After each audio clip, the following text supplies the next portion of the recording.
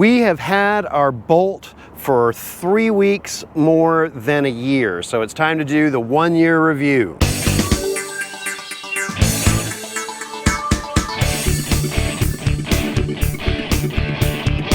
We brought our 22 Bolt EV home for the first time on August 13th, 2022. Right now it's September 2nd, 2023, so I missed making this video on the exact birthday, but back a few weeks ago I posted a comment on my feed that asked you, the viewers, to tell me what questions you wanted me to answer. So we've lived with the Bolt for a year. I want to give you all of that information, and I'm going to start right off with your questions. Forgive me if I'm looking down at my phone because I can't remember all of this stuff.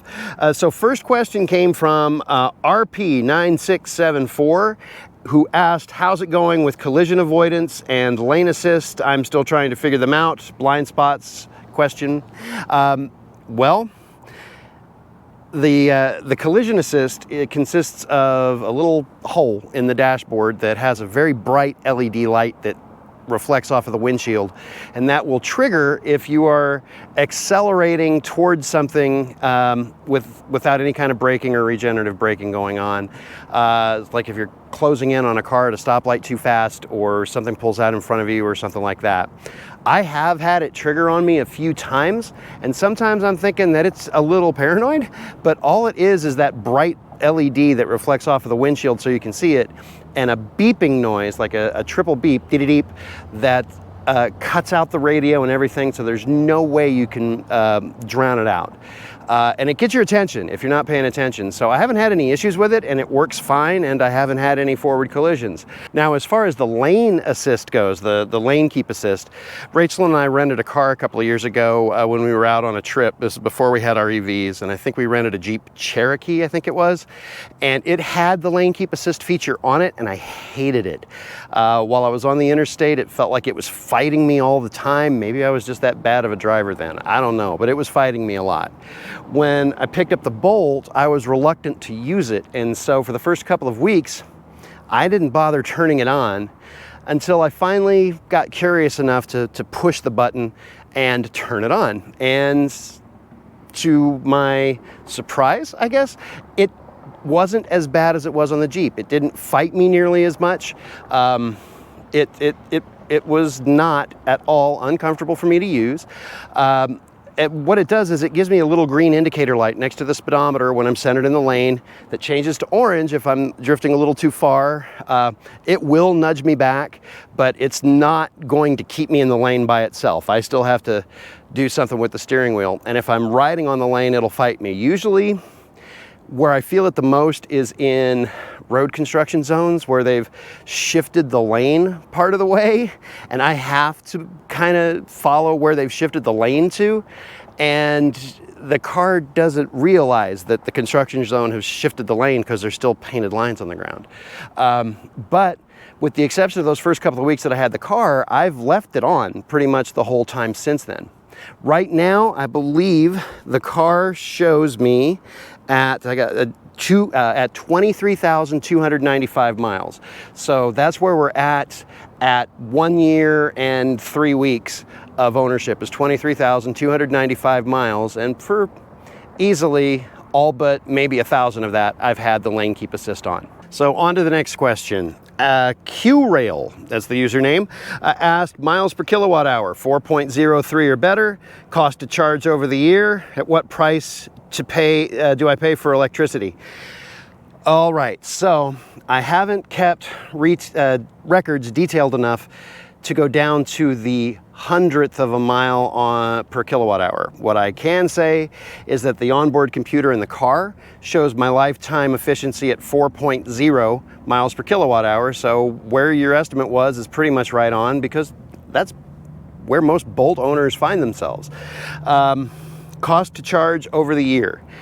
Well, in our 23,000 miles, we took 3 long road trips, one from Fort Worth, Texas to Eastern Tennessee and back, one from here to Houston and back, and one to a town called Bernie near San Antonio and back.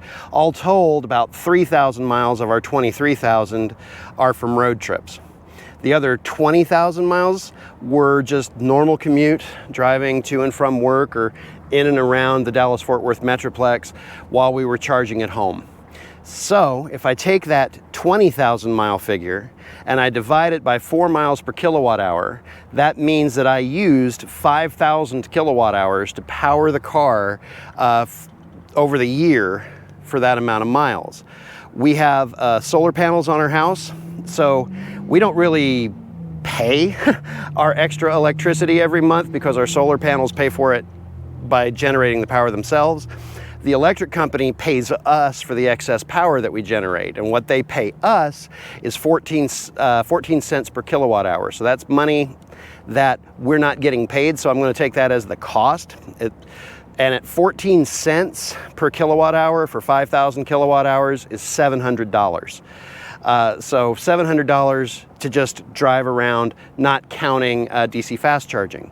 For our road trips, our total charging cost for the trip to Tennessee and back, and the trip to Houston and the trip to Boerne added up to $90.67 combined for all 3 trips. Now, to be fair, the entire return trip from Eastern Tennessee back to Fort Worth, Texas, Electrify America had some kind of promotion going on where either they were celebrating a weekend or they were just apologizing for having to work on their network, but every single charge we had on that entire return trip was free, courtesy of Electrify America, and it said so on the charger, enjoy this free charge. So realistically, it should be more than that $90.67 without the free charges.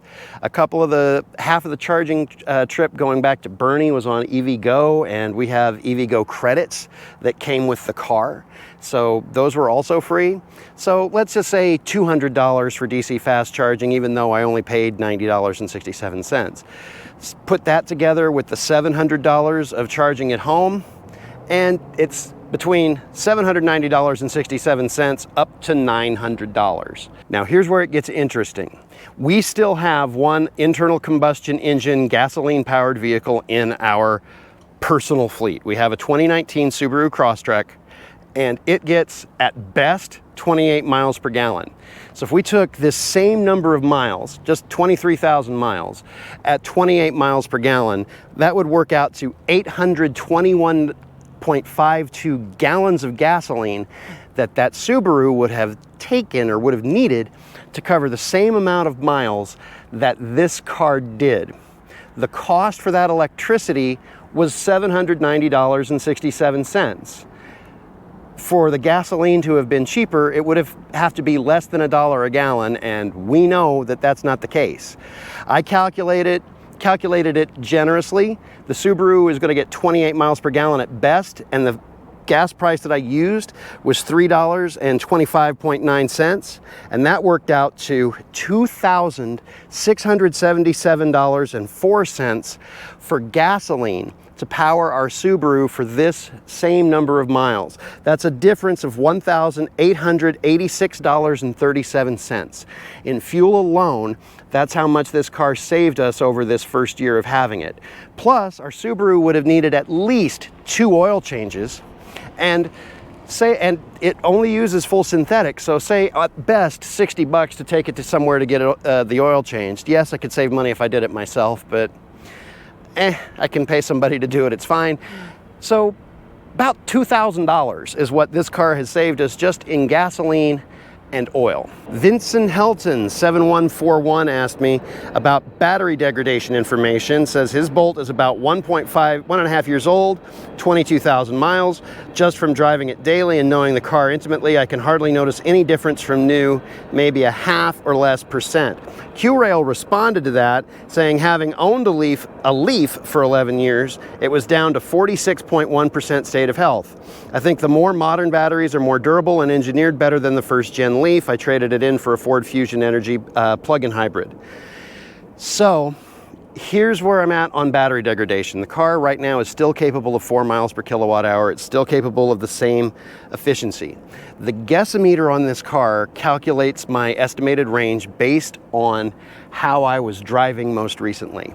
When I got home from work, the last time I drove the car, it was showing for that trip 3.9 miles per kilowatt hour because it was about 102 degrees outside and I had the air conditioning cranked, which is why I wasn't getting 4.0. So I was at 3.9 miles per kilowatt hour. If I take that and I multiply it by 65 kilowatt hours, the usable capacity of the Bolt battery, brand new, it comes out to 253.5 miles, 253.5. I have my charging limit set to 80%, which for some reason the Bolt sets it to 78. So at a 78% of charge, with that efficiency and battery capacity, it would show me at 197.7 miles. My guessometer would say either 197 or 198. When I got in it this morning, it said 196, and that's after I had it started with the air conditioning on to cool the car off for about 5 minutes before I got in. So I would say no battery degradation. That 1 mile difference, or that 1 or 2 mile difference between what the calculator says and what the car said this morning could be brought up to just where the decimal was that I'm not putting into the math, or the few minutes of running the car with the AC without it moving. So after a year and over 22,000 miles, over 23,000 miles really, I would say we have no battery degradation. Eric's3937 asks, did you keep the stock Michelin LRR tires? If so, in that year, did you wish you hadn't at any time? Much has been made of them being terrible in the rain, which I haven't found to be true, but I'm wondering if they stiffen and get less grippy in the cold. Thanks. Well, I'll answer that question as best as I can. These, and I'll get a closer shot with my phone, these are the tires that came with the car. Haven't switched them, haven't had the desire to switch them. They're fine. They've still got plenty of tread left and all of that. As far as traction, within the first 2 weeks of having the car, I was driving in a rainstorm and I applied the brakes a little too hard because I still hadn't gotten used to the one pedal driving yet, and lost a little bit of traction because the ABS kicked in. I didn't really lose traction, I just got a little bit of a chirp. So I haven't had issues with driving it in the rain. We've had some heavy rainstorms that I've driven through. For me, it's behaved fine, but also we're in North Texas in what's been the 3rd hottest summer on record and the 2nd driest August on record. I think we've forgotten what rain feels like. Now, as far as how the tires do in the cold, I've driven it in the cold and I haven't felt a loss of grip. What I think you're asking is how does it do on snow and ice? And while we did get an ice storm this past winter, I did what all North Texans do and stayed home. So I don't really have any way to give you a benchmark on how these stock tires do in the ice. I've too have heard the reports that they have about as much traction as a hockey puck when the temperature gets below 30 degrees, but I don't have anything to compare that against.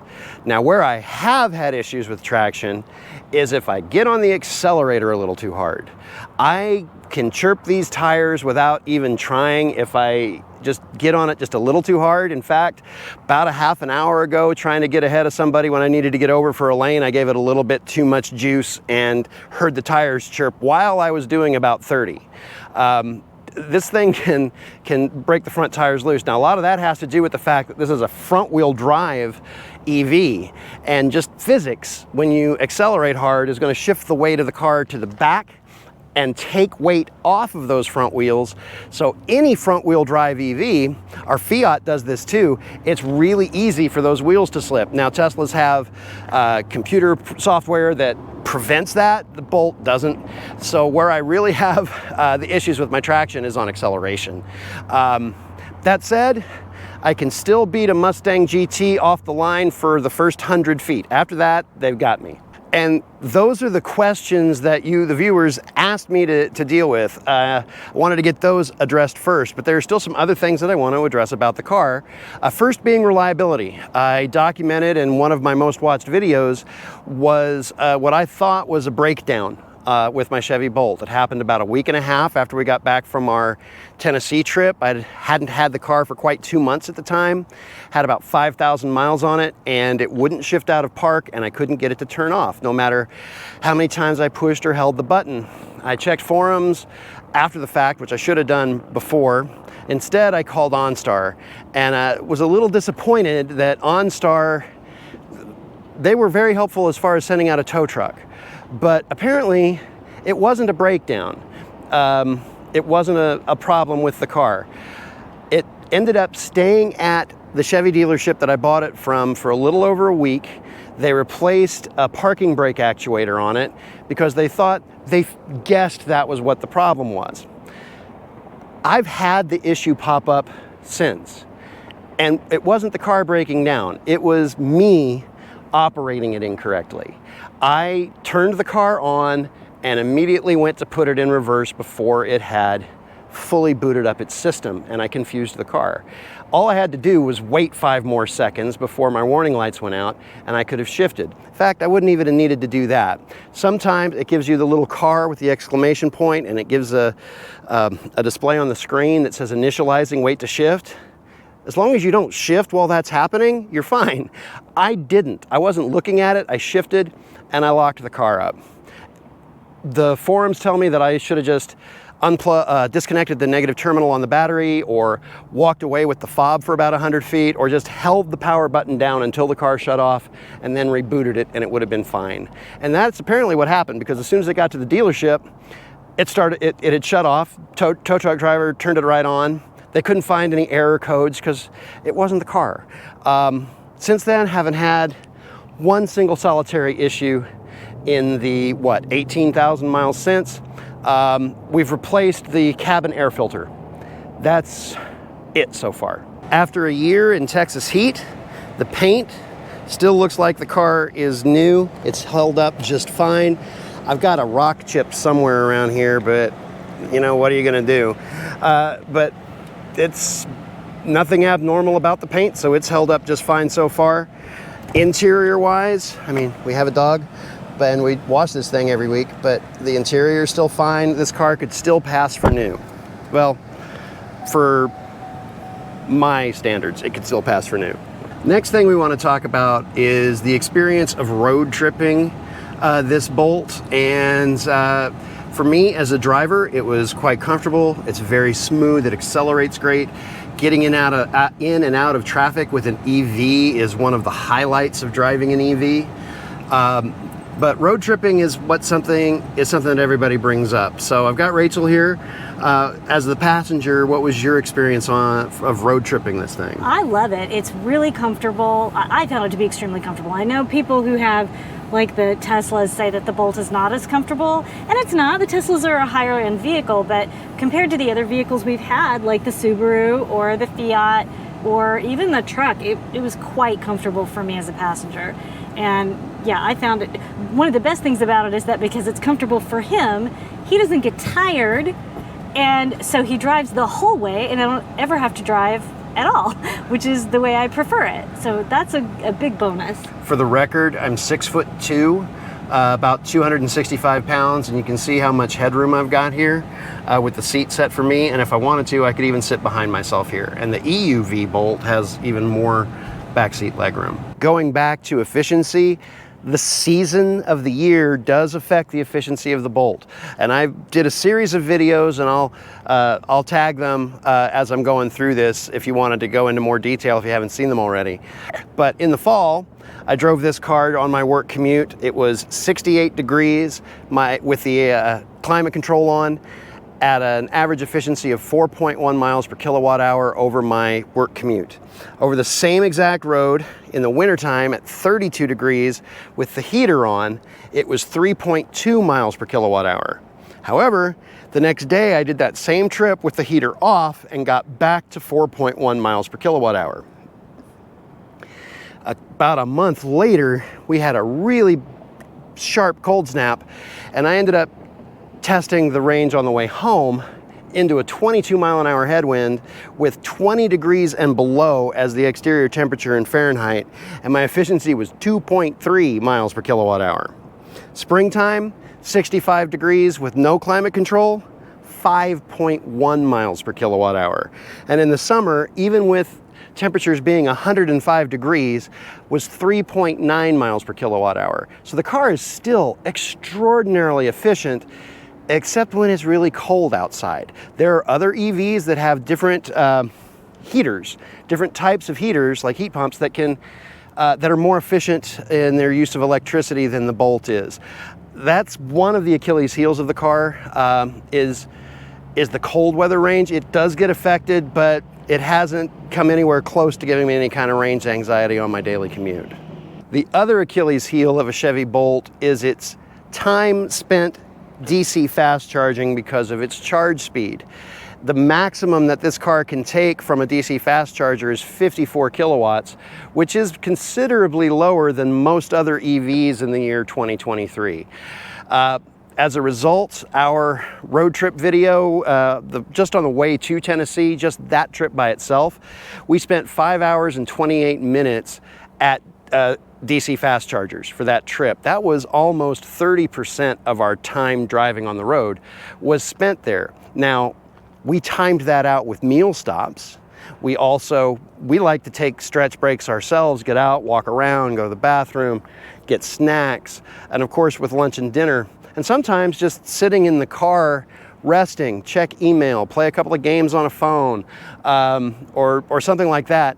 It did not seem, with the exception of maybe 20 to 30 minutes added up over the whole trip, like we were just sitting there waiting for the car to charge and being bored. We were fine with the wait, but when you look at it as a total of time, it was considerable. What nobody talks about though, see, I get a comment about that on a road trip video, or I may post a video, someone who isn't into EVs or is kind of against them is gonna say, well, yeah, but how long does it take to charge? And how much do you value your time? I like taking the road trips much faster. Well, I took 3 road trips over the course of a year. Don't road trip that much. Most of my drive is commuting to work. And when I am on my daily drive, just what I do daily, I get out of the car, hit my charge port, get the cable off of the wall from our level 2 charger, plug it in. I timed it. It takes me 15 seconds to do that. In the morning when I go, 15 seconds to unplug and put the cable away. So I spend 30 seconds a day messing with the fueling on my car.